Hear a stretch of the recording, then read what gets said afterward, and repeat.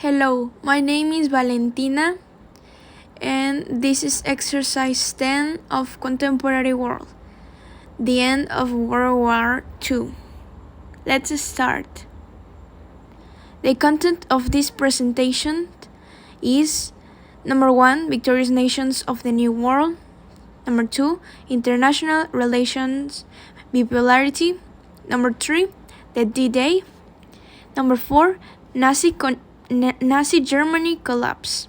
Number 5, Japan and the United States. Number 6, interview. Number 7, capitalism and communism. And number 8, my topic's opinion. 1.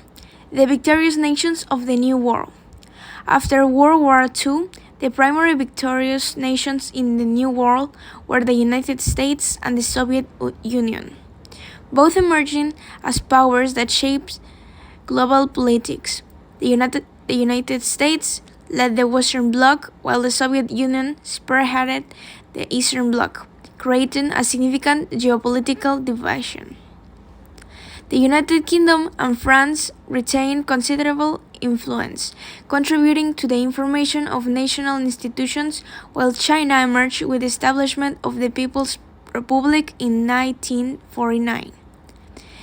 Canada, Australia, and several other European nations also played key roles, solidifying the post-war order and leading into the Cold War era.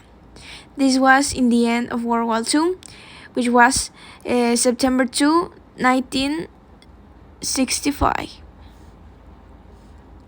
2. International Relations Bipolarity.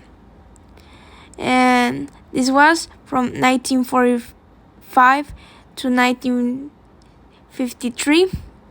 They emerged during the Cold War.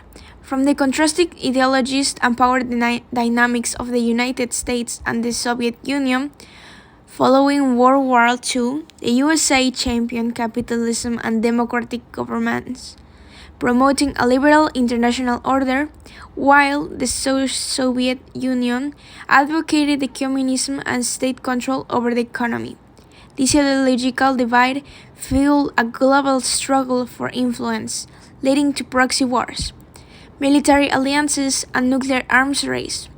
Each power sought to expand its sphere of influence, leading to significant geopolitical tensions, such as the Cuban Missile Crisis, and shaping international relations through the framework that divided the world into competing blocs, ultimately defining much of the 20th century political landscape.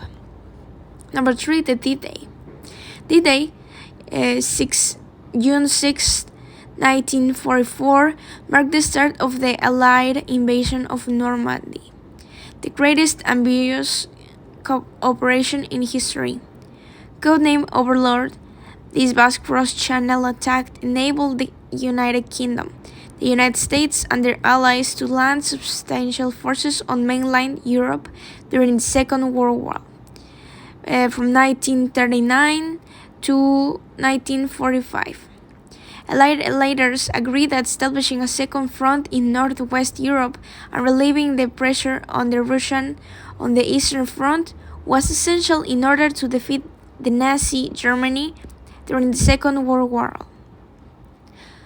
Number 3, the Nazi German collapse. By late 1944 and early 1945, the Nazi military force was collapsing, and Nazi troops were forced to retreat in all fronts, although it was clear that Nazi Germany was facing defeat. Thousands of concentration camps, prisoners were still dying. The monstrous machinery of the final solution kept running until the last moment. Although the extensive empire of Nazi concentration camps have already collapsed, Nazi was already trying to cover over the traces of their crimes. Japan and the United States after the war. After the defeat of Japan in World War II, the United States led the Allies in the occupation and rehabilitation of the Japanese state. Between 1945 and 1960, 1952, the USA occupying forces led by General Douglas A. MacArthur enacted widespread military, political, economical, and social reforms.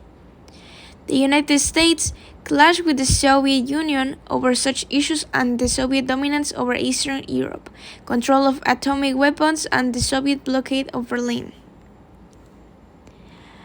Number 6, the interview I made. My interviewer was Jose Roberto Mendes Oliva, my stepfather, which is 50 years old. His answer was,